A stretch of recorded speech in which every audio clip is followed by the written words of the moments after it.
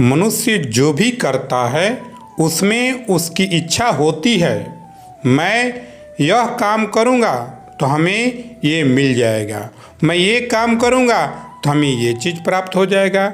इस भाव से मनुष्य कर्म करता है, जिसके कारण उसे अपने कर्मों का फल मिलता है, चाहे अच्छा मिले या बुरा मिले। मनुष्य अपना कोई भी कर्म बिना इच्छा का नहीं करता है। कभी कभी ऐसा होता है कि इंसान अगर किसी का सेवा भी करता है तो उसमें उसकी इच्छा छिपी रहती है।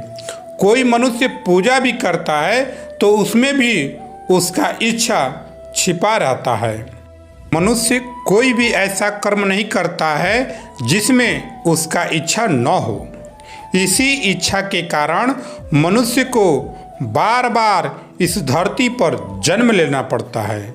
जब तक मनुष्य के कर्म में इच्छा रहेगा तब तक उसका जन्म इस पृथ्वी पर होता रहेगा, क्योंकि उसके कर्मों का फल पाने के लिए उसे बार बार पृथ्वी पर जन्म लेना पड़ता है। परंतु जो मनुष्य अपने कर्मों में इच्छा का त्याग कर देता है, अर्थात उसके हृदय में अपनी इच्छा के प्रति शून्य भाव आ जाता है, बिना इच्छा का किया गया कर्म में फल प्राप्त होने का गुंजाइश ही नहीं रहता है, जिसके कारण उसे बार बार पृथ्वी पर जन्म नहीं लेना पड़ता है।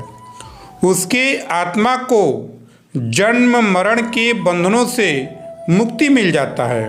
वह आत्मा जन्म मरण के बंधनों से हमेशा हमेशा के लिए स्वतंत्र हो जाता है। इसलिए मनुष्य को कोशिश करना चाहिए कि वह निष्काम भाव से अपने कर्मों को करता रहे।